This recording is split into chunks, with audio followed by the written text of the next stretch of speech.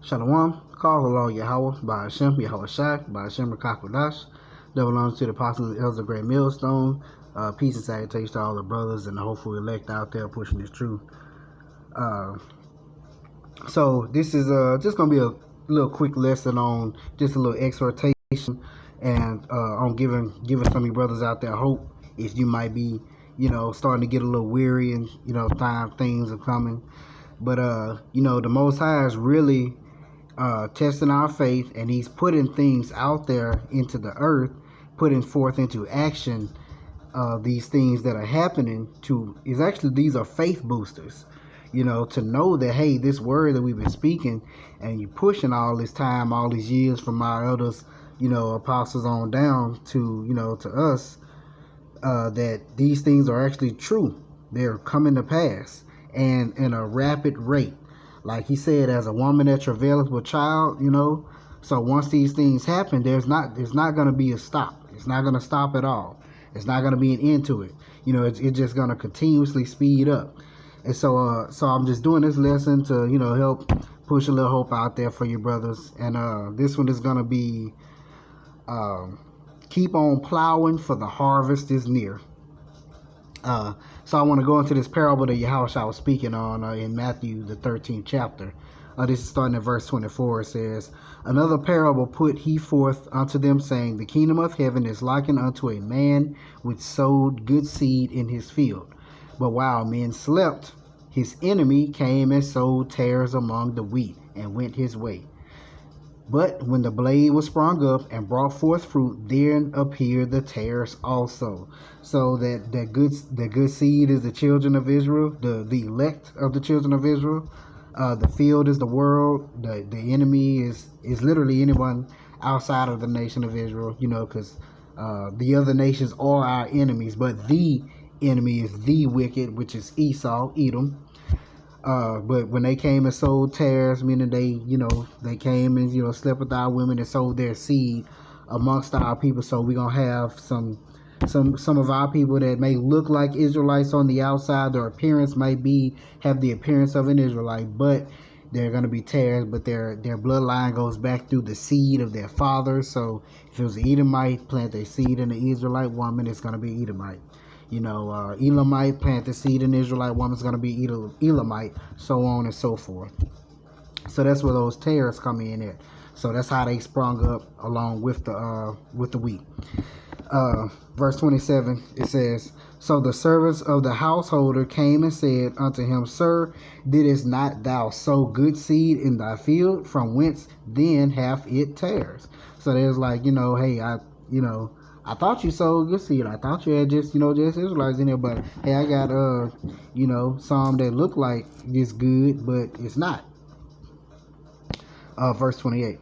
He said unto them, An enemy hath done this. The servant said unto him, Wilt thou then that we go and gather them up? So it's like, hey, well, let's go ahead and just, get all them tares and get them on out of here. But the tares actually looks like the wheat on the outside. So the Israelites or the tares or the children of the wicked, they look like the Israelites on the outside, but in their spirit, which goes through their bloodline of the father, goes back to whomever line it is. But he said, verse 30, Let both grow together until the harvest, and in the time of the harvest I will say to the reapers, Gather ye together first the tares, and bind them in bundles to burn them, but gather the wheat into my barn. So that's going to be the separation of the tares and the wheats. And in the end, when the elect are called up into the chariots, that's the tares being separated from the wheats. That's the wheats being brought up, or the children of Israel, the elect, brought up into the chariots. And the tares are left to be burned in the second death, or lake of fire. That's what that's referring to. And if you skip on down to verse 37, he basically Yahushua gives the breakdown of what he was talking about in this particular parable. He says, He answered and said unto them, He that soweth the good seed is the Son of Man. The field is the world. The good seed are the children of the kingdom, but the tares are the children of the wicked one. The enemy that sowed them is the devil. And so the devil does sow those evil seeds among the people. The harvest is the end of the world, and the reapers are the angels. So the angels are the ones that will be sent out to separate the wheat from the tares, because once again, the angels will be able to see the spirits and notify or make the distinction between the spirit and the flesh. So they'll be able to know the difference between the wheats and the tares, or the Israelites and the children of the wicked. The enemy that sowed them is the devil. The harvest is the end of the world. The reapers are the angels.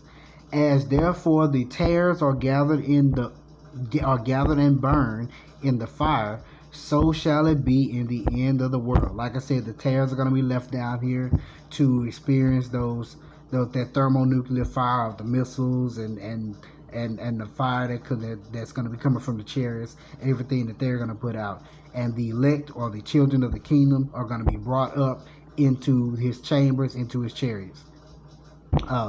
The Son of Man shall send forth his angels, and they shall gather out of his kingdom all things that offend, and them which do iniquity, and shall cast them into a furnace of fire. There shall be wailing and gnashing of teeth.